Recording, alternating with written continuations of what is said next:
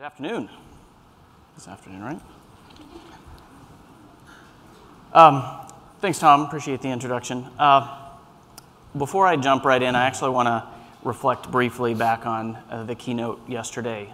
For those of you that were here in the morning, you probably heard Sri talk about the process that we're going through to collect data and model it, trying to get some insights into production, drive business value from that.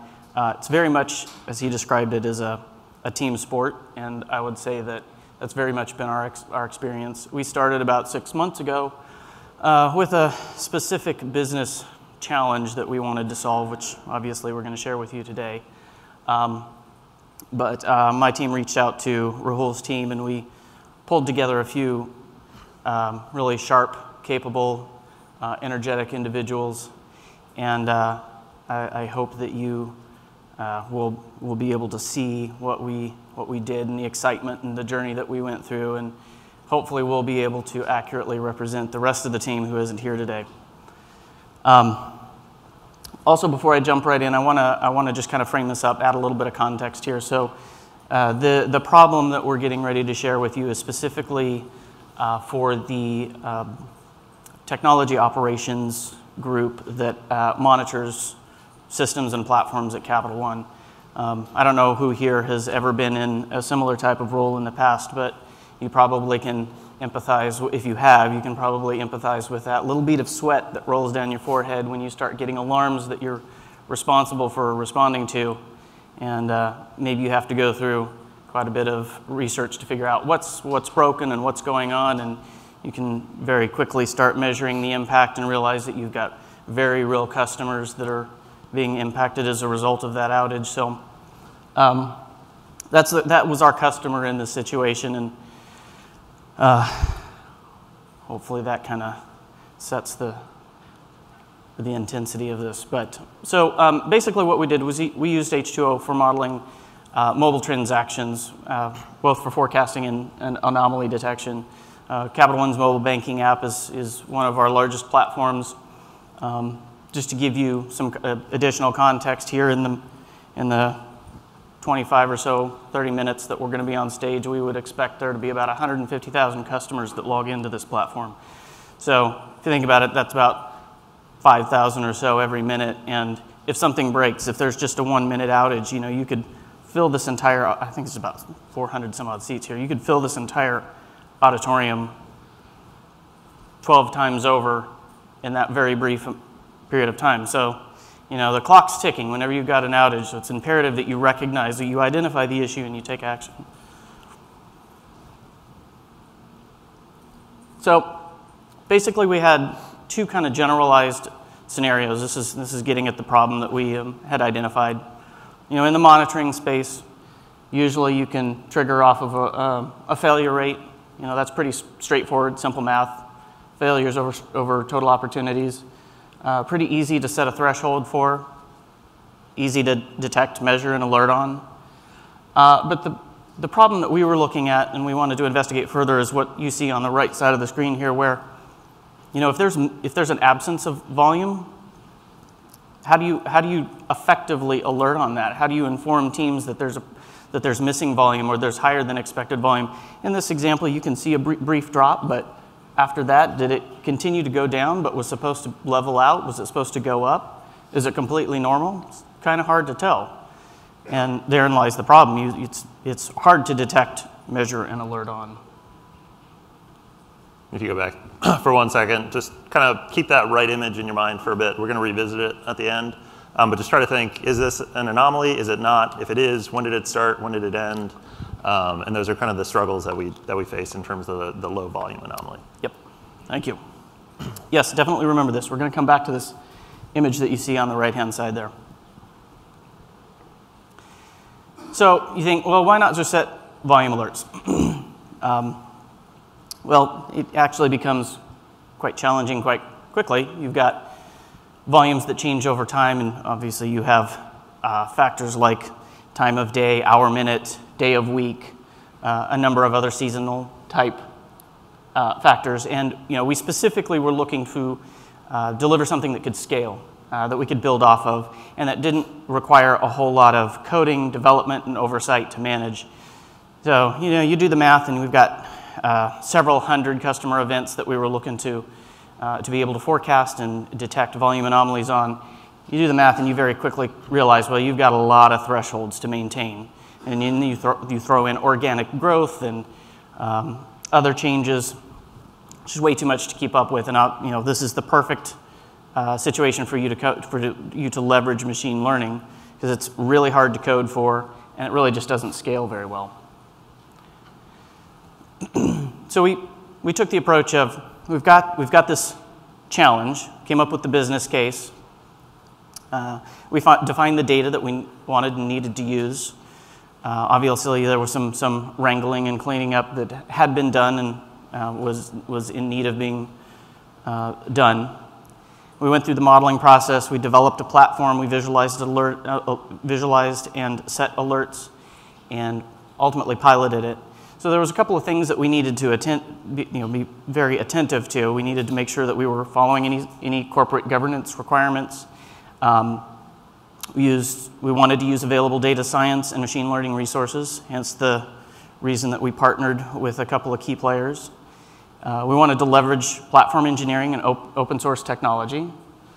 And we wanted, again, to ensure that the solution was usable and scalable. Thank you. So once we determined we wanted to use a machine learning approach to this, we started using sparkling water. Mainly for, one, we wanted to be able to prototype. So we knew, we had a data set we hadn't seen before. As Donald mentioned, his team was kind of the business experts on this side of it.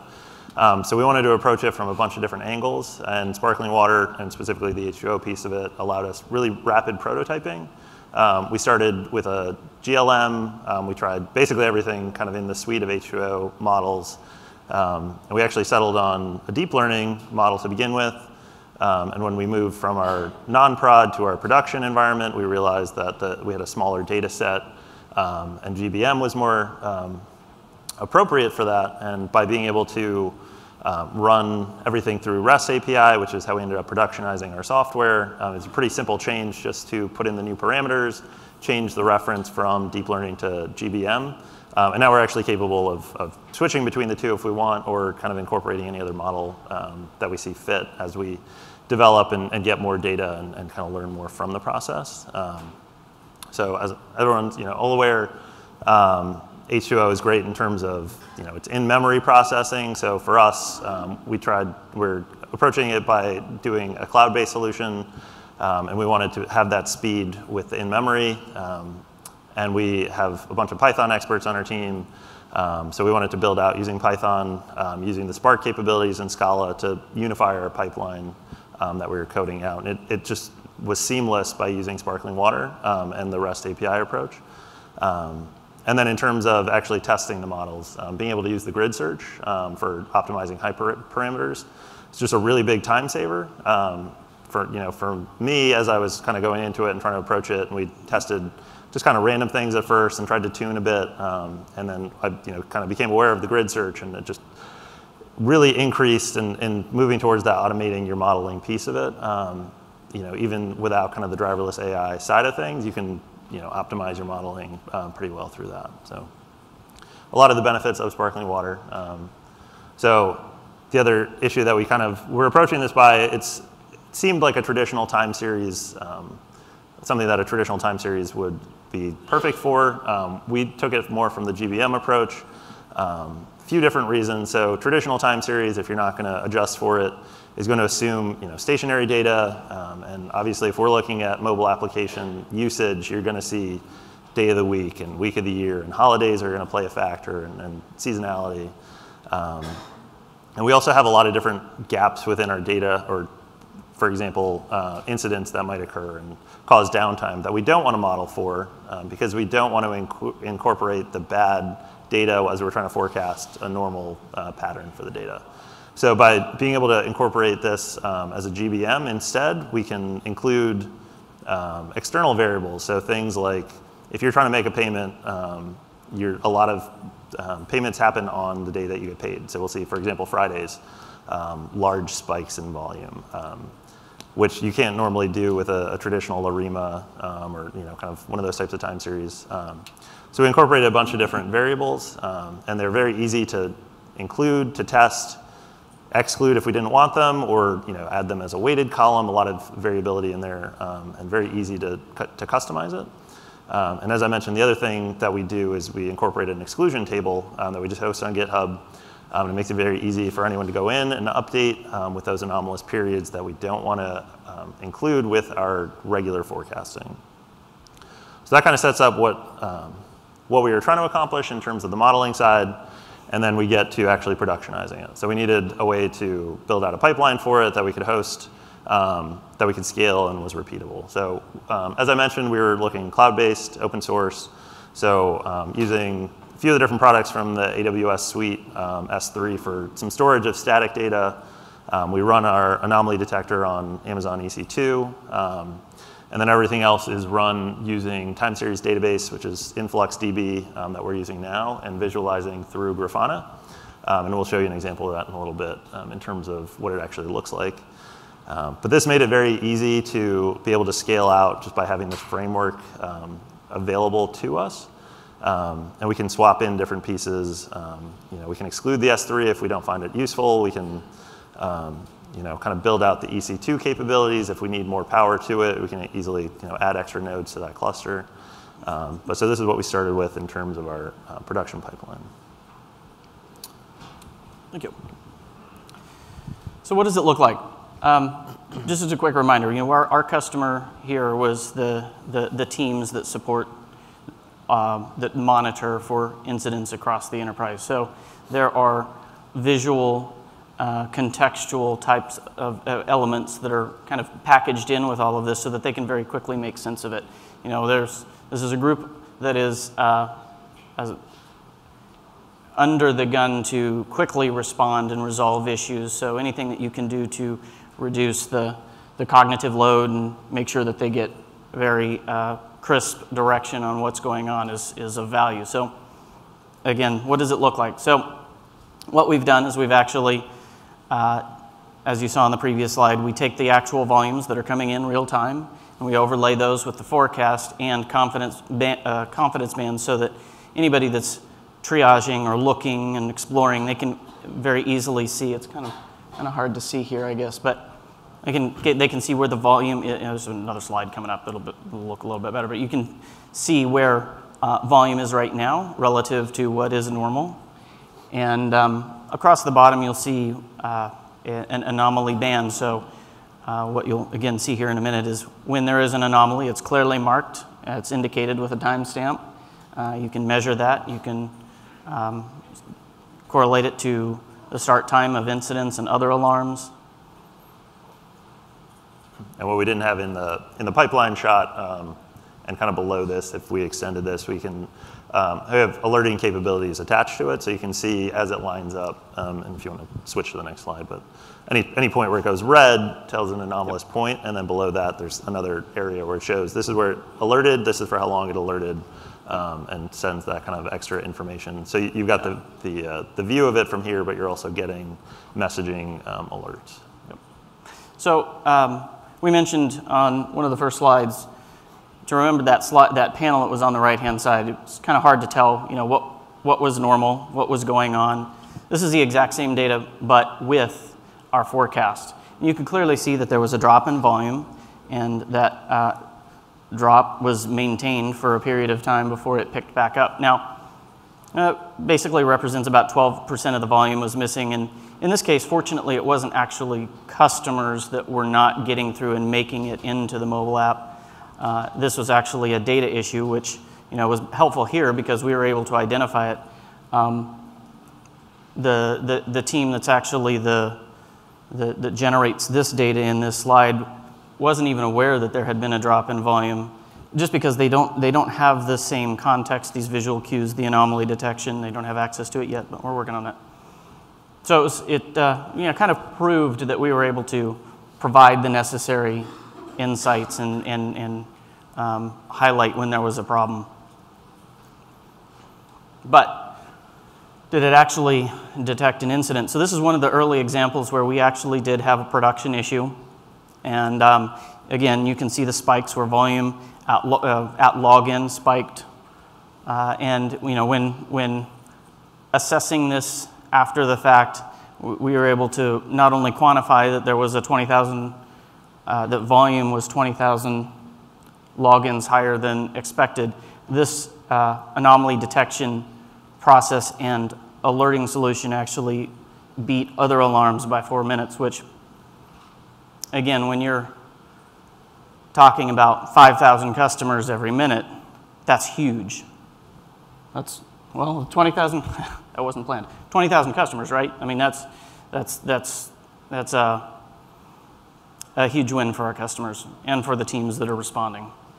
And this was helpful in terms of being able to kind of sell this to our customer itself, being able to build kind of a backlog essentially of, here are different times where we were actually able to produce results that were useful. Because at the end of the day, it looks nice, it's great, but it's not useful unless the team that we're producing it for is actually going to take it in and use it. So having measurable results that showed where we were beating their current metrics and showing how they could use this in addition to their current methods was a good way to kind of lead it up and show them, just kind of in that data transparency idea. Here's kind of everything that we have, and this is a way to make it a little better. Yep, absolutely. So one other interesting thing, and we'll leave you with this. There's a growing number of examples where this has been useful and valuable, where it makes sense to our customers. But this was one of the more interesting observations that we made. You may remember that there was a pretty significant solar eclipse back in August. And it was interesting maybe to me that within 15 minutes of totality reaching the East Coast, everybody lost interest and went right back to work. So I thought that was kind of interesting. But this was one of those cases where we see the anomalous behavior, and sometimes you do need kind of that human eye to it as well. There's only so much you can align to your machines doing some of this stuff. But Donald actually pulled it up and lined up the times and found, hey, as the solar eclipse crossed the country, these are the exact points where we kind of see dips and it goes back up. So, cool little tidbit. So this may or may not be in our feature engineering backlog to add. Ready for 2024. Right. So that's it. I guess we can take questions. A few more minutes.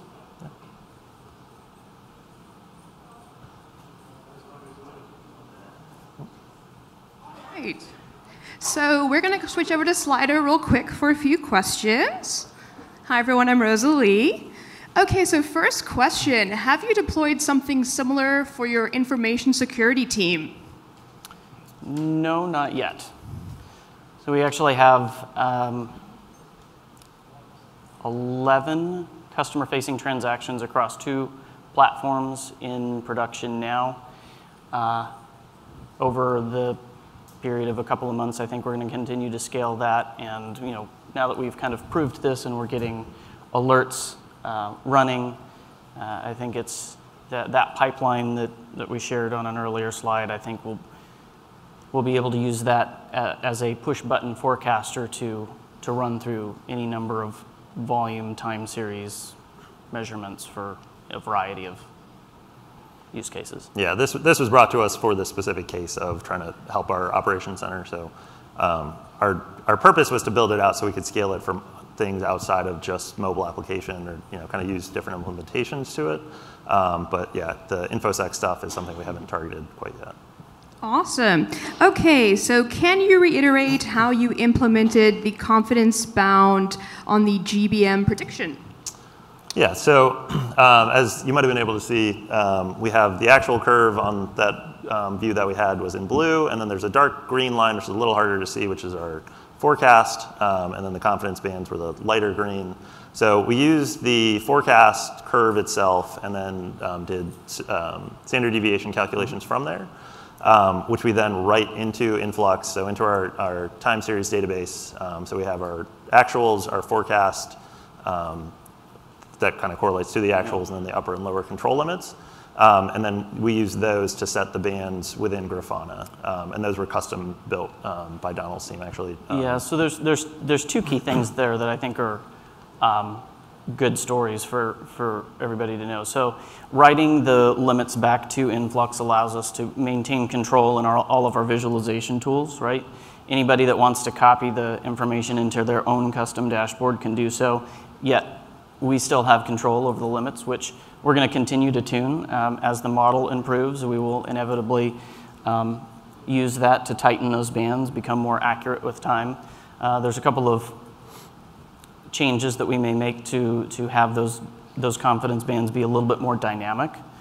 Sometimes they've been a little bit lower on the bottom side, not high enough on the top side, for example, and generally we're using standard deviation and tuning it to maybe 2 sigma, but ideally we want that to be a little bit more automated and just kind of self-inform itself. Yep. And improve over time. Cool. Are MNs part of your models? Yeah, so for the forecasting itself, the RNNs didn't make sense to us to use that. We're generally forecasting about a month out, so we want to be able to, for kind of capacity planning purposes and just get that holistic view of what our data is expected to look like. It made more sense for our approach with the GBM. We've been talking about implementing LSTM kind of in addition to our current anomaly detection, just because there are definitely certain things that we'd be able to catch faster with an RNN approach. But I think things like what we had pulled up there with the very gradual decreases, we're going to miss that. And you obviously have those trade-offs. But yeah, we've definitely discussed kind of layering in a 2 model approach to be able to cover both sides of it. Great. What was the choice of window size of events for your training data? So we started using, we were using 2016 as our training data, and then as we'd started in February, so we'd generally be testing on January into mid-February, and kind of expanded as we kind of kept building and testing. We found once we moved, as I mentioned, once we moved to our production data set, so we were doing everything a little more locally just as we were prototyping, kind of in flow. Once we started running from our pipeline and running from our Influx database, we found it was a lot easier to limit the data set, which is why we ended up going from deep learning to GBM, because with the smaller data set, we were getting better results with the GBM. And so again, as our data grows and as we kind of expand this and use different, or go to different use cases, we might end up revisiting that. And we've talked about actually changing some of the training, like the windows of time that we might use to see if that helps. So I think something else that might be helpful. I think that we made a series of decisions early on to try and not get too hung up on how much training data we had, and a number of other things. If we decided, for example, not to spend a whole lot of time with neural network, we found that GBM was working quite well. So we really wanted to get this in production as quickly as possible, trying to keep it simple, but also knowing that we could come back and switch out the model or tune it based off of available training data. So the key takeaway there, I think, is that by trying to keep it simple, being a little bit flexible with the pipeline that we were developing and not trying to find the perfect solution, but a solution that actually delivered still delivered a good result, was really key to our success, because again, we were able to get something out there, show it to our customers, have it drive value, have it catch issues, and then we know that we're continuing to capture the volume data, so our training data is continually getting greater. Fantastic. How long did this project take you, from inception to being used in production? Yeah, that previous one rolls nicely into this, because as Donald mentioned, our goal was to get something into production that provided good results, but we also wanted to make sure we were balancing the two. So it was probably about 6 to 7 months from inception to being a pilot with our tech ops command center team, and then maybe another month and a half just in terms of tuning and getting them set up in terms of alerting and some of the false alerting, setting thresholds, some of that stuff. But yeah, I think it was May that we started, and then October, I want to say, is when our pilot was. So yeah, 5-6 months thereabouts. Yeah. Perfect. Do you have alarms to notify people in real time? Yes. So right now we're using PagerDuty. We're evaluating the volumes in 5-minute buckets, and there is a cushion of anywhere from 30 seconds to a minute and 30 seconds to do the evaluation, wait for the streaming data to be complete, and then trigger that alert that goes through PagerDuty and goes right out to the Perfect. Okay, so we've got about 2 more minutes left. I'm curious if anyone in the audience would like to ask any additional questions. Happy to bring you the microphone if you would. Just raise your hand. Looking around. All right. So I think that's all the questions for today. Thank you both so much. Thank Give you. a round of applause. Thank you. Thank you.